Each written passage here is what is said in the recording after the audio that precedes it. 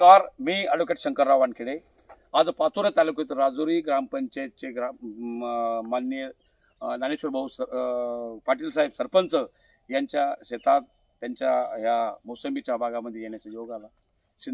सिंदाळ हा परिसर आहे आणि हे राजुरी गाव पाचोरा तालुक्यातील एक रस्त्यानं जात असताना असं लक्षात आलं की अतिशय 15-16 वर्षापूर्वीची जी बाग आहे तिला इतकं डेव्हलप केलेलं आहे आणि इतकं तिचा चांगल्या प्रकारचं म्हणजे पोटाच्या गोळ्यासारखं त्याला सांभाळून त्याला लहानचं मोठे केलेलं मी बघितलं तर मला आश्चर्य वाटलं. आणि पाटील साहेबांनं ज्या पद्धतीनं हे सांभाळलं, हे जे या बागावर जी 10-15-20 घरं पोट भरतात, कारण की बागायतदार भरतो, बागायतदारचे आजूबाजूचे नातेवाईक भरता, मजूर भरता आणि जे बागायतदार जे फळ घेऊन जाता, बाग घेणारे लोक भरतात, त्याच्याचे जे 10-15 लोक भरतात, म्हणजे जवळपास 100-200 लोकांचा यावर उदरनिर्वाह आहे.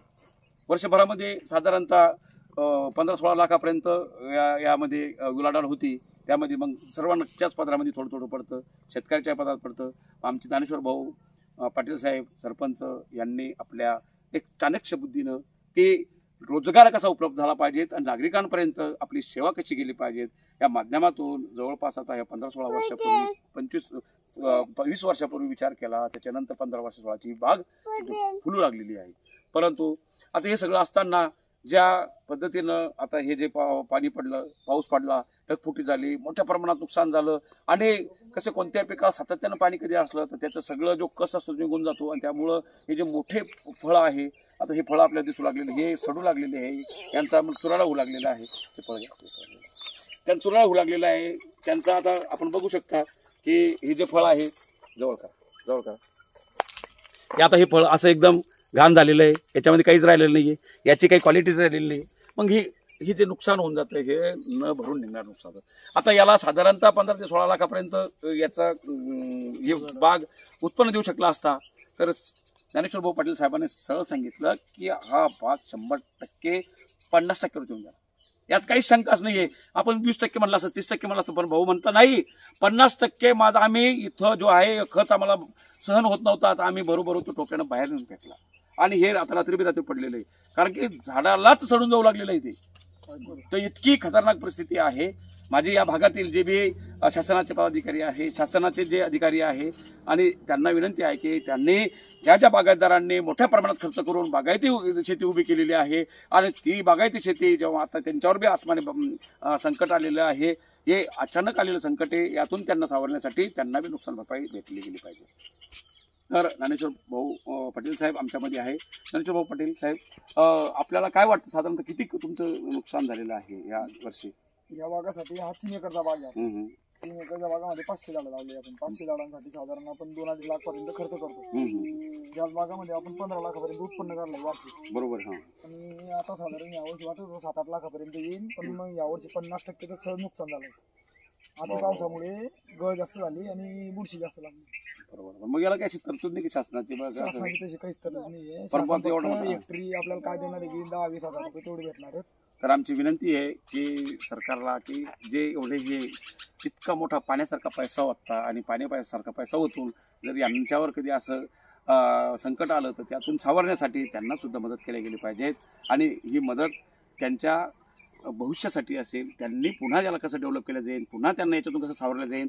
माझा शेतकरी राजा आता रडू लागलेला आहे. एवढा मोठा खर्च करून 20-25 वर्षापासून या बागा त्यांनी सांभाळून ठेवल्या आणि आज जेव्हा 4 पब्लिकमध्ये जेव्हा बसले जातं, जेव्हा गावात बसलं जातं तर अक्षरशः रडू येतं की बा प्रत्येकजण आपली आपली कहाणी सांगू लागलेला आहे.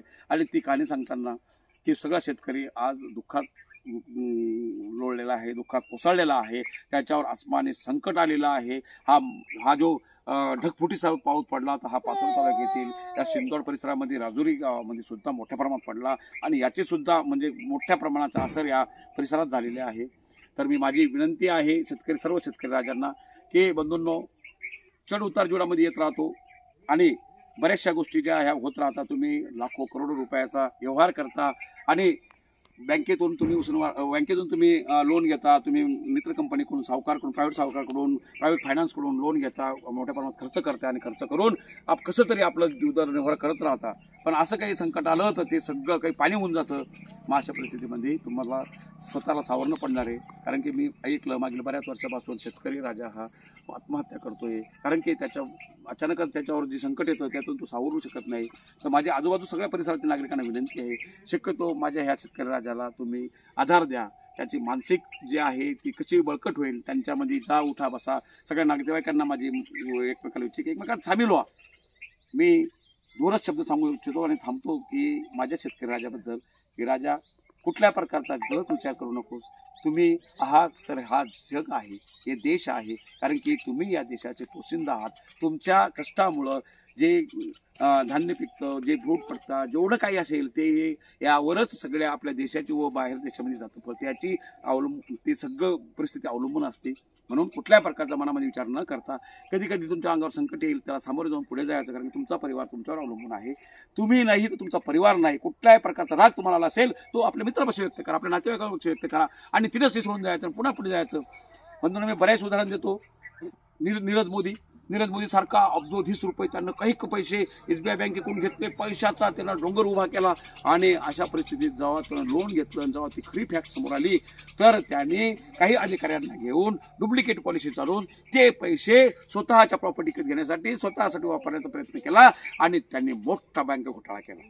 बघा, पैसा खूप मोठा आहे याबाबत म्हणून तुम्ही खूप चांगले आहात काय असं नाहीये. आणि त्या एवढ्या मोठ्या अब्जोधीस रुपयाच्या माणसाला सुद्धा कर्ज बाजारामुळे जेव्हा त्याच्यावर केसेस झाल्या तर तो इंग्लंडमध्ये पळून गेला आणि इंग्लंडमध्ये तो तिथं वास्तव्याला. आता भारत सरकार त्याला आणण्याचा प्रयत्न करता की त्याने काही अब्ज करोड रुपयांचा घोटाळा केलेला आहे काही अधिकाऱ्यांना धरून. तर माझा शेतकऱ्याने इतका तर काही करू शकत नाहीये. अरे 2 लाख, 5 लाख, 10 लाख, 20 लाख, 25 लाख रुपये हे काहीच नाहीये. अहो, एकदा जर काही चांगली शेती पिकली तर रपकन मोठ्या प्रमाणात चेंज होऊन जातं. आणि माझी येणारी जी पिढी आहे या पिढीचा फक्त तुम्हाला आशीर्वाद द्यायचा आहे. आणि तुम्ही जेवढं वर्ष शिकलेला आहात, म्हणजे तुम्ही तुमची शेती शिकलेला आहात, तुम्ही तुमचा परिवार सांभाळणं शिकलेला आहे, तुम्ही या संसार शिकलेला आहात, त्याची शिदोरी तुमच्याजवळ आहे. तुमच्या परिवाराला ती देण्याची फक्त तुमच्या चलता फिरता तुमच्या परिवाराला ती भेटून जाते. तुम्ही त्यांच्या सहवासात राहा, तुमच्या मुलाबाळाला चांगल्या प्रकारचा प्रेम करा, आनंद द्या आणि मनामध्ये कुठल्या प्रकारचं राग दोष आणि हे जे नैसर्गिक आपत्ती येऊ लागली आणि त्यामुळं जे नुकसान होऊ लागलं म्हणून कर्जबाजारी होऊ आणि माझ्या मुलाबाळा मी काय तोंड दाखवू असं कुठल्याही प्रकारचा तुम्ही मनात विचार आणायचा नाही.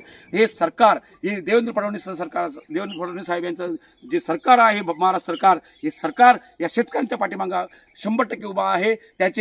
त्याचे तुम्हाला जे असर बी दिसले की त्यांनी 2,215 करोड रुपये जसा पाऊस पडायला लागला तसा त्यांनी डिक्लेअर करून दिला सुद्धा. आणि येणाऱ्या काळामध्ये ते पुन्हा त्यांनी निर्णय घेतले की ज्या ज्या ठिकाणी काही आसपास मोठ्या प्रमाणात आहे, आपल्याकडे थोडा कमी आहे, पण तिकडे सोलापूर साईडला त्यांचं अजून गाव जे आहे पाण्यात आहे. सोलापूर साईडला पंढरपूर साईडला.